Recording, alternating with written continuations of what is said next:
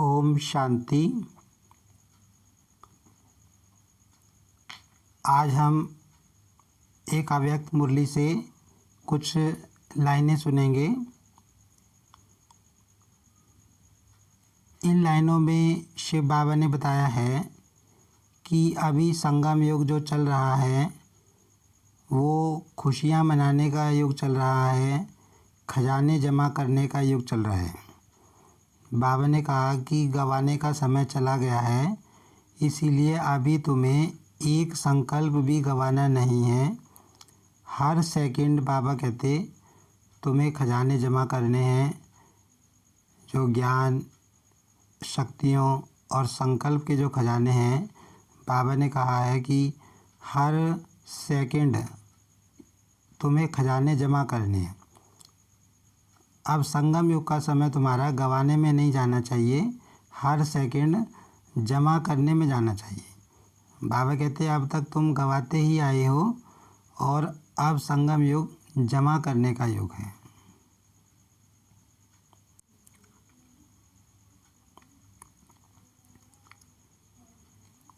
बाबा कहते हैं दिवाली मना ली।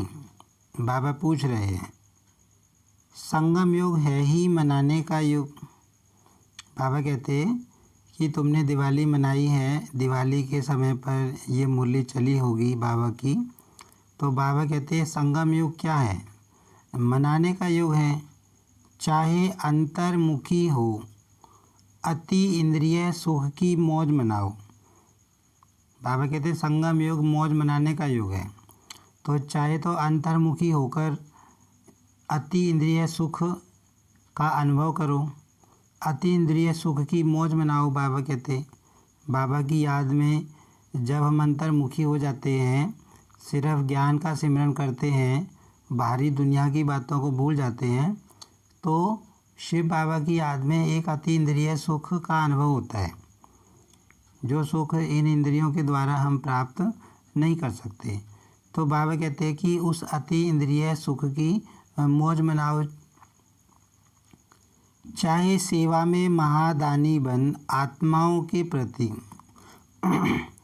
महादान देते हुए मनाओ। बाबा कहते पहला तरीका बाबा ने बताया कि चाहे तो अंतर्मुखी हो जाओ और अति इंद्रिय सुख की मौज मनाओ, या बाबा ने कहा कि जो आत्माएं सुख शांति की प्यासी हैं, है ना, ऐसी आत्माओं को महादानी बनकर उनके प्रति दान देकर मनाओ।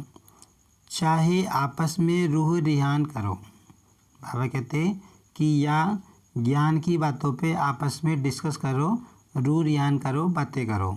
उस तरह से बाबा कहते खुशी मनाओ। डांस करो, ज्ञान की डांस। बाबा कहता है कि ज्ञान की डांस करो। संबंध संपर्क से एक दो की विशेषता को देखो। फिर बाबा कहते हैं कि जब भी संबंध संपर्क में आओ तो हमेशा एक दो की क्या देखनी है? विशेषता देखनी है। किसी का अवगुण नहीं देखना। बाबा हमेशा कहते हैं कि तुम किसी के अंदर भी देखो तो उसकी विशेषता देखो, उसके अंदर गुण देखो, अवगुण मत देखो। तो बाबा कहते हैं इस रूप में मनाओ। विशेषता की खुशबू लो। बाबा कहते हैं विशेषता की खुशबू लो, माना विशेषता को ही देखो।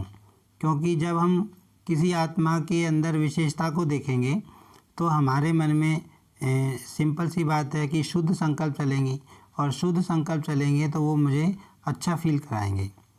लेकिन जब हम किसी की कमी कमजोरी देखते हैं तो उस समय हमारे संकल्प नकारात्मक चलते हैं और हमें अच्छा फील नहीं होता।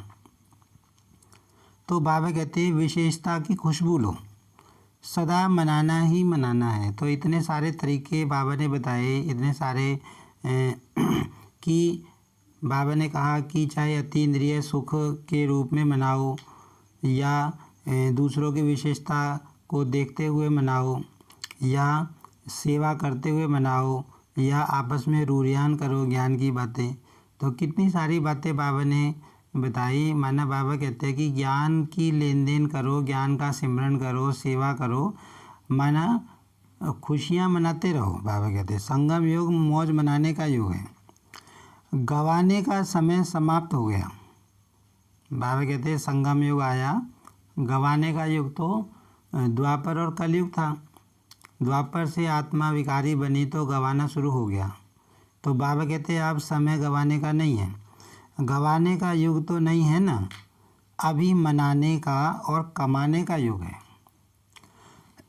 बाबा कहते हैं अब युग कौन सा चल रहा है? मनाने का युग चल रहा है, खुशियाँ मनाने का युग चल रहा है, मौज मनाने का युग चल रहा है और कमाने का युग चल रहा है।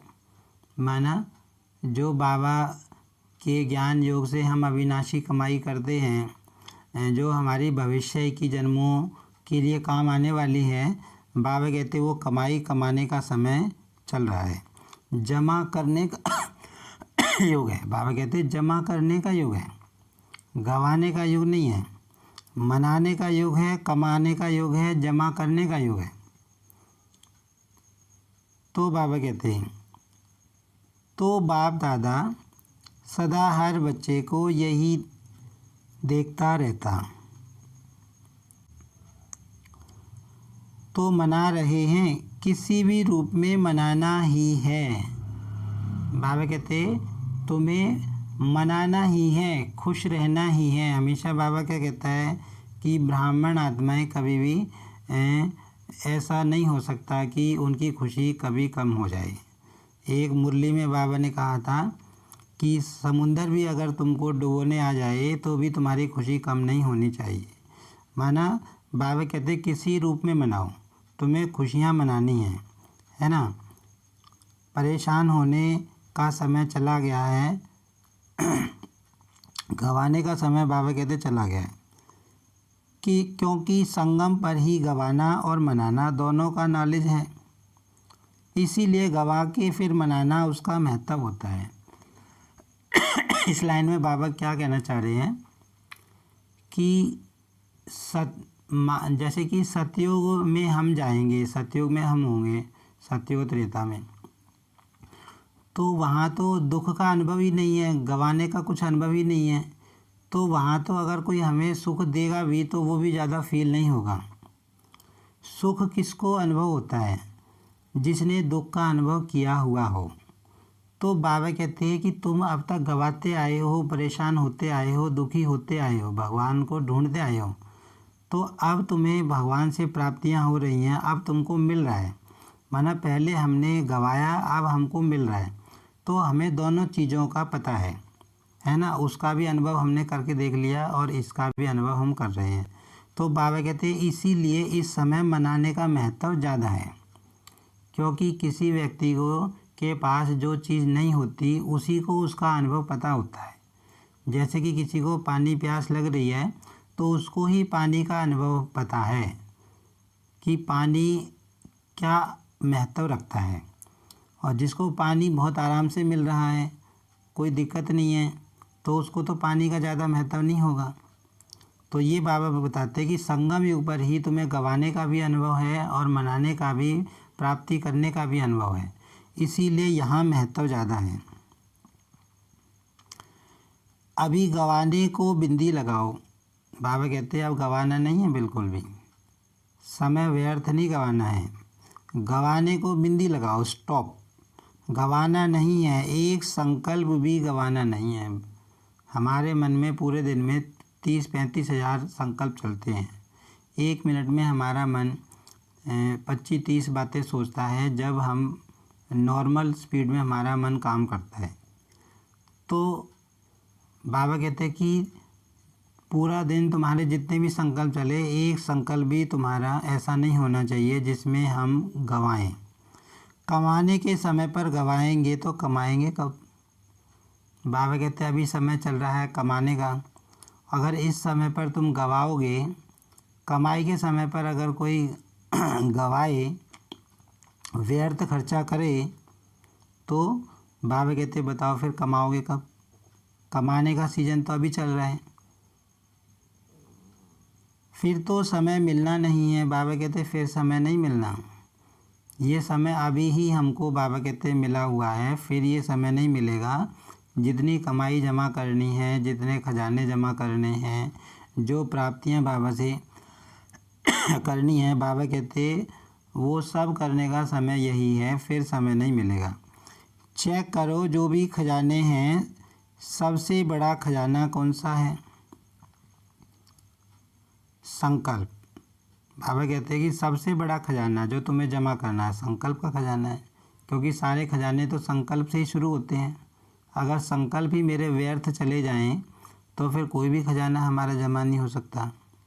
फिर बाबा कहते हैं दूसरा खजाना समय का है, ज्ञान का खजाना है। तो बाबा कहते हैं ये सब खजाने प्रत्यक्ष जीवन में आए, मतलब अनुभव हों, जमा हों, अनुभव हों। ज्ञान सुनाना और सुनना यह फर्स्ट स्टेज है, लेकिन ज्ञान अर्थात नॉलेज, नॉलेज को क्या कहते हो? नॉलेज लाइट है, माइट है, कहते हो ना। बाबा कहते कि ज्ञान तो हम सुन रहे हैं, बाबा की मुरली हम सुनते हैं, फिर हम किसी और को भी सुनाते हैं। तो ज्ञान सुनने और सुनाने से कोई जमा थोड़ी ना होता है, लेकिन उस ज्ञान का जब हम अनुभव करते हैं और अनुभव करके फिर वो चीज़ जब मेरे जीवन में आती है, उससे जो शक्ति मिलती है, तो बाबा कहते हैं वो होता है। क्योंकि ज्ञान को लाइट और माइट कहते हैं। ज्ञान से प्रकाश भी मिलता है, माना सच्चे रास्ते की रोशनी मिलती है कि मुझे किस रास्ते पे जाना है। और माइट भी ज्ञान को कहते हैं, ज्ञान से शक्ति भी मिलती है। तो बाबा के कहने का भाव है कि जो कोई खजाने तुम जमा करो वो तुम्हें अनुभव होने चाहिए, वो प्रैक्टिकल में अनुभव होने चाहिए। तो इस तरह ये बाबा की एक अव्यक्त मुरली थी। हमने उसमें से कुछ लाइनें देखी जिनमें बाबा ने वर्तमान संगम युग के महत्व के बारे में बताया कि संगम युग का जो समय है वो गंवाने का समय नहीं है, जमा करने का समय है, कमाने का समय है, मनाने का समय है, हर सेकंड खुश रहने का समय है। तो बाबा ने इनमें यही बताया कि तुम्हें एक संकल्प भी गंवाना नहीं है, तुम्हें खजाने जमा करने हैं, ज्ञान योग में जमा करने हैं। पूरा दिन बाबा की बातों में, सिमरन में अपने मन बुद्धि को बिजी रखना है, ज्ञान का सिमरन करते रहना है, खजाने जमा करते रहना है और खुश रहना है, खुशियाँ मनानी हैं, बाबा ने कहा।